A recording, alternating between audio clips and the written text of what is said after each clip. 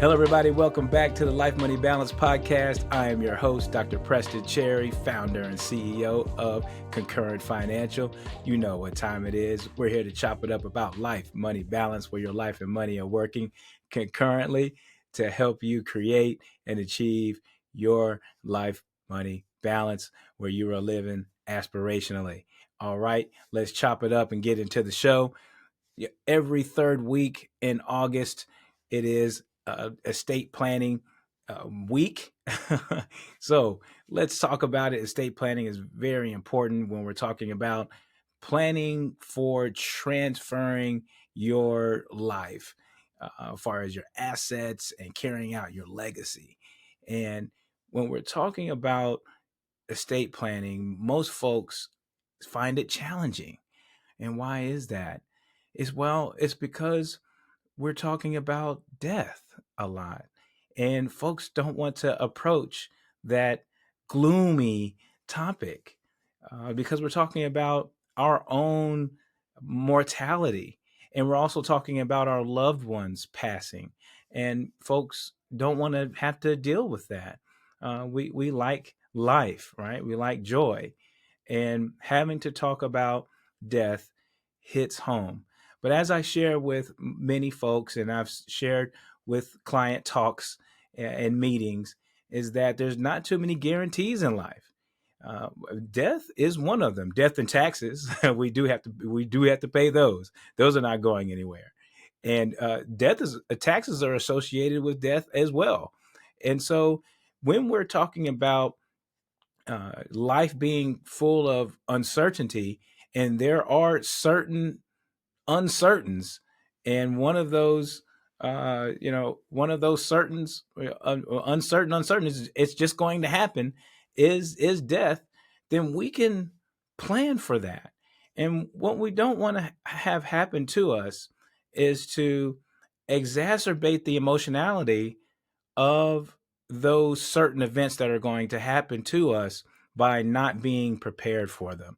Because rather than estate planning having to be, it's going to be somewhat morbid. It's going to be sad because we're talking about, our loved ones passing. It can be about love. Estate planning doesn't have to be about only death. It can be about love. Who do you love and who loves you? So let's plan for it so we can care for the people we love and help provide for them. Help provide for a healthy and effective and efficient transfer of our assets and our legacy, and make sure that we are carrying it out how we want and how we want our folks to be cared for. Right. So let's talk about a few things that we can do in order to have an efficient transfer of our estate, right? Okay. All right. First of all, just have the conversation. All right. So let's just kick off with that. Have the conversation with you and your spouse, you and your family, and talk about preparing for how you want your legacy to be transferred. Okay. There's a lot to be considered, and we won't cover it all in this show. And I want you to speak with your advisor, your legal attorneys, your CPAs, and all that, because tax is involved, legal is involved, your finances are involved. So you need a whole team. But start at the household. Have a conversation. All right, because there's a lot to be asked. For instance, who's going to care for your children? Who gets what far as assets are concerned, right? Family members, who's going to watch out, right? Who's going to watch out for the children? Who gets what assets? Because there's a lot of back and forth and battling sometimes when things are undefined. Just look at some of the, and I don't like using famous people as an example because everyday folks go through this all the time. All right. But you hear a lot in the news, and I just use this as an example because we're all familiar with the go-to news. But when folks pass that we know, and they don't have a will, or their affairs are not in order, rest their souls. uh it's sad because we hear their stories because they're popular. When their affairs not ordered, there's a battle in the court system.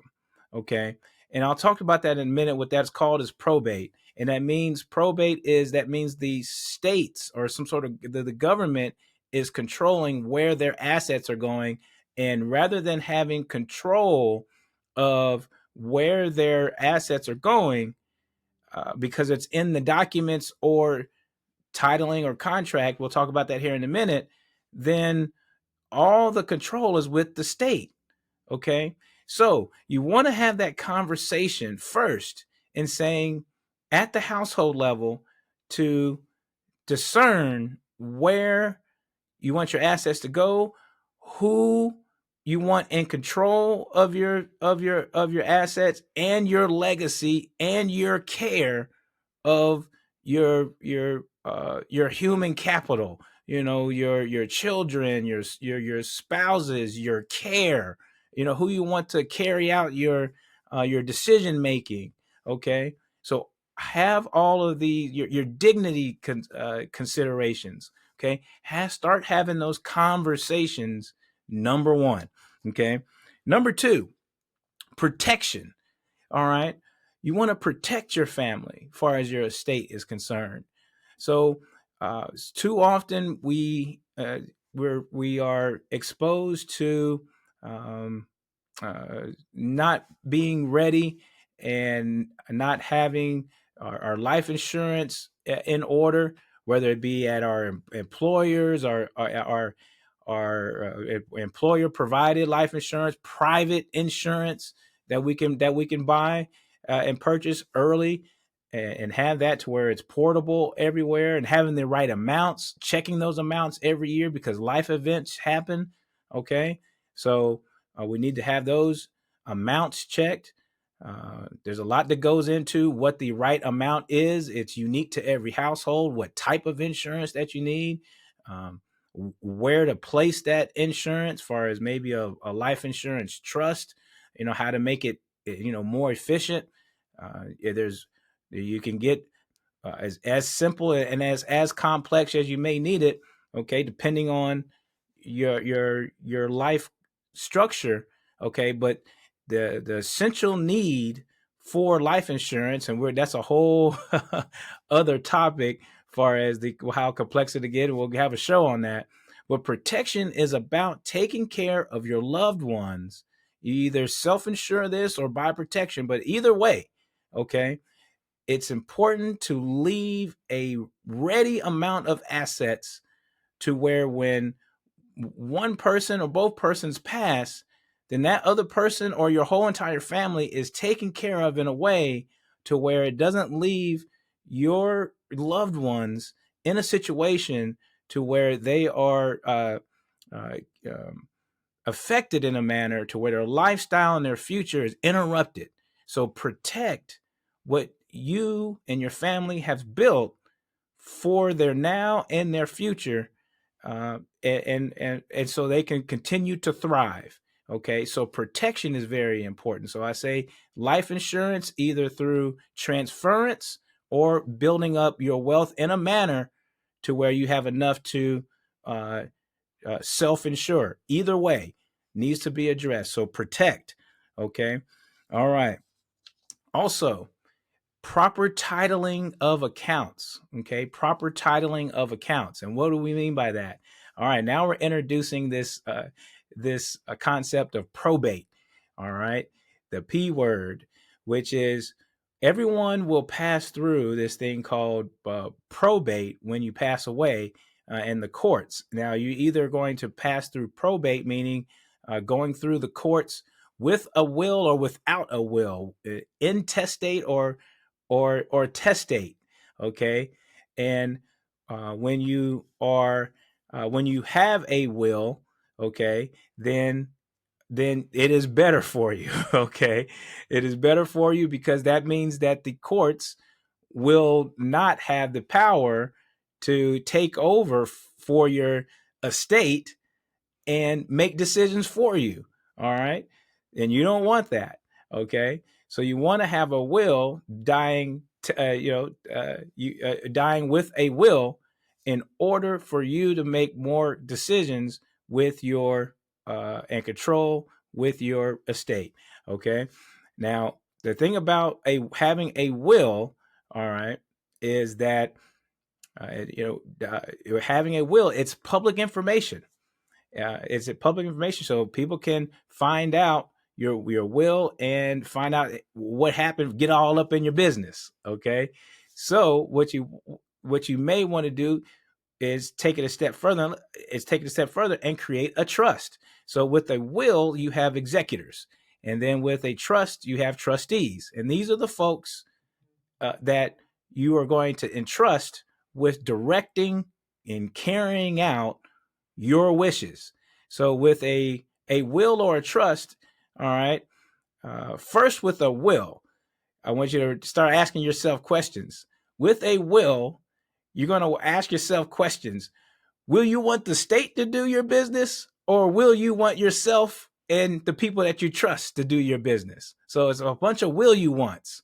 Will you want this? Will you want the state to do this? Will you want the state to do that? Will you want the state to do this? Or will you want your uh your executors to do this? Will you want your executors to do that? Will you want your executors to do this? Those are the people that you appoint. Okay. Now, for your remember that the wills are public information. You can also appoint and have all your assets spill over into a trust. So you can direct in your will to have assets go over into a trust. A trust is more private. Okay. No, it is private, matter of fact. And then a trust, you appoint a trustee. Okay. And then that trustee is going to carry out whatever you need to do with all your wishes inside of that trust. Okay. So, but going back to titling, as far as probate is concerned, titling and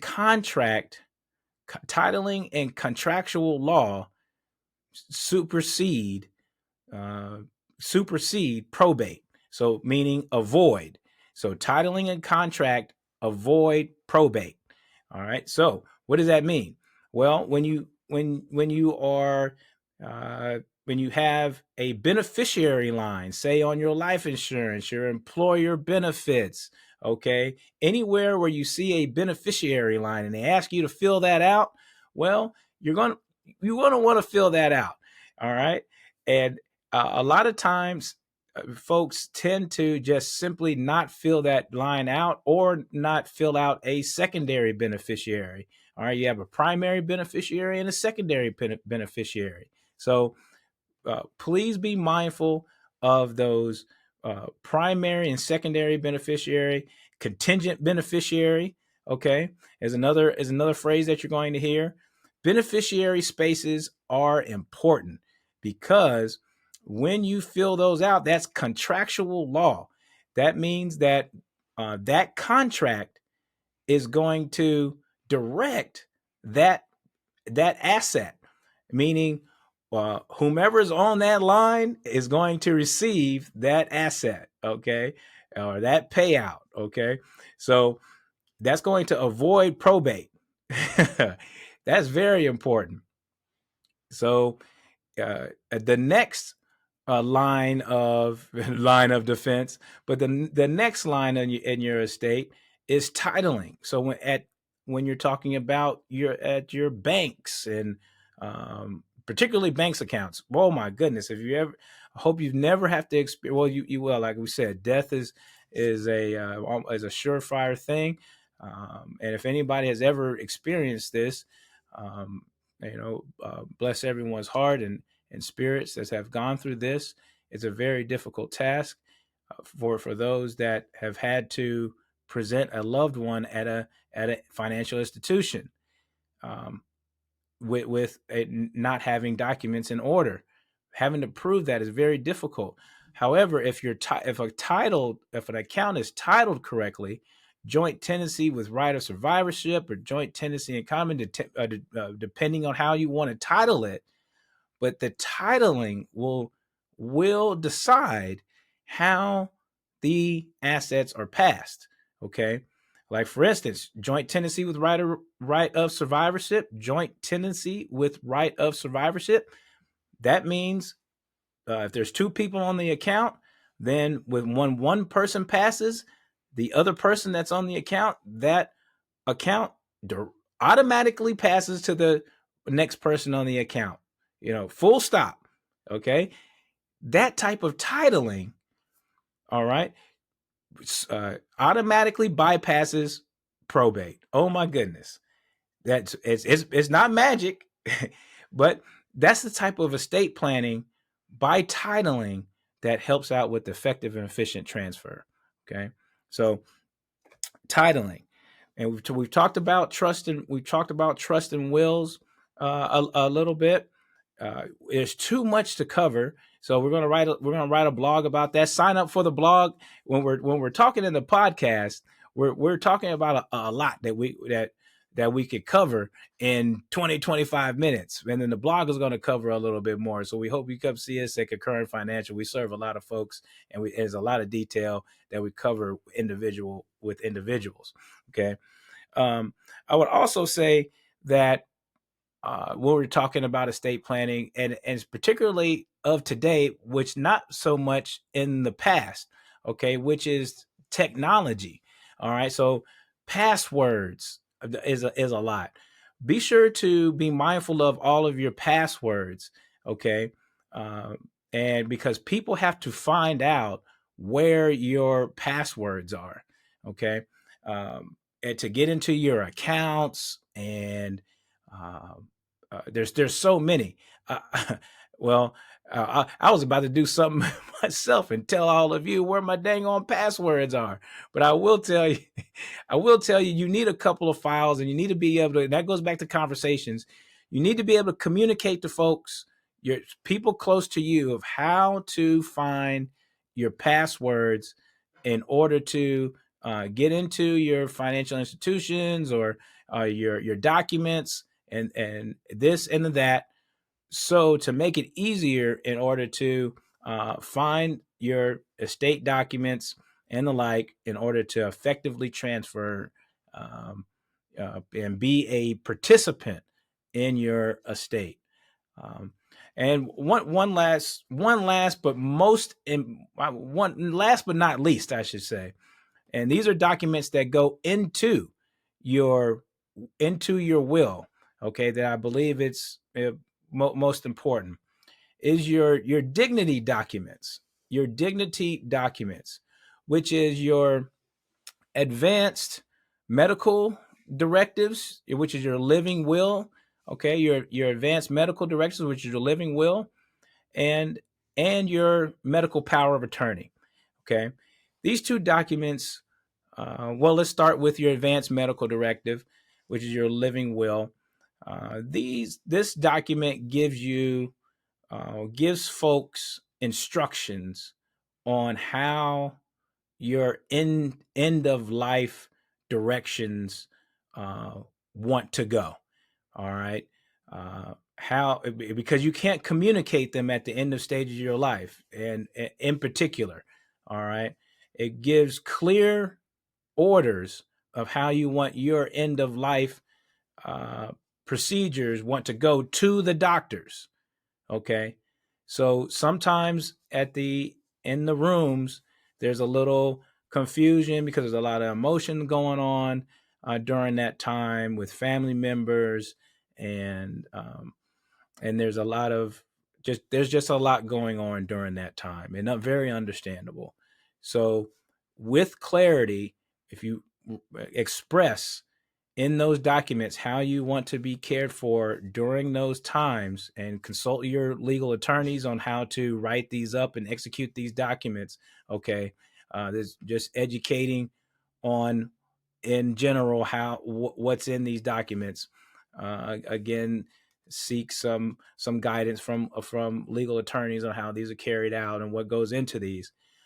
But what these are is how do you want to be cared for at the end of life? For example, Uh, do not resuscitate orders. Do you want to be resuscitated uh, at your end of life? Yes or no?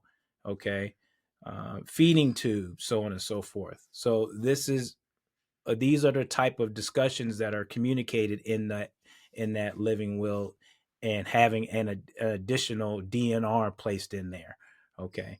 So the your advanced directive, quote, living will is another term. So the in your documents, your healthcare power of attorney will discuss other components of your healthcare when you can't communicate them.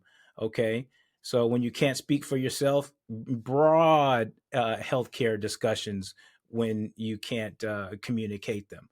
All right, so it's giving someone that you trust the ability to make healthcare decisions when you are unable to, beyond uh, just that of the living sustainability type of decisions. Okay, so those two documents are very important to include in the package of your will. Okay, so those are very important. And I did say lastly, but something else came to mind regarding a trust. Um, while you are living, to have control of some of your assets while you're living, you can have a living trust, and that helps as well, as a living trust. Now, a living trust won't help with your estate taxes, okay? But estate taxes are, far as exemption from estate tax, is quite huge. Right now, one person can to transfer upwards to $13 million and overall to the next generation without estate tax. Okay, and we'll expand more of this in the blog, so sign up. Uh, and then 26 million for a married couple. So there's not too many individuals that meet up to that $13 million threshold. Okay, that said, uh, so far as tax is concerned. But a living trust is for more about control of assets. So a living trust is another thing to be considered. So we talked about a lot on this show, and I just want you to be mindful during, not only during estate planning week every year, but just every year in general, is to review your estate planning every year, because life events happen, milestones happen, and you want to consider every year and review your estate plan. It's planning. Once you start a plan, all right, it just doesn't stop there. It's planning throughout your life, so you can continue to align what's going on and help your plan evolve. Okay, all right, that's what we got. Thank you for tuning into the show. Like and subscribe on your favorite platforms, YouTube, and all your podcast channels. And we'll be back chopping it up again. Cheers.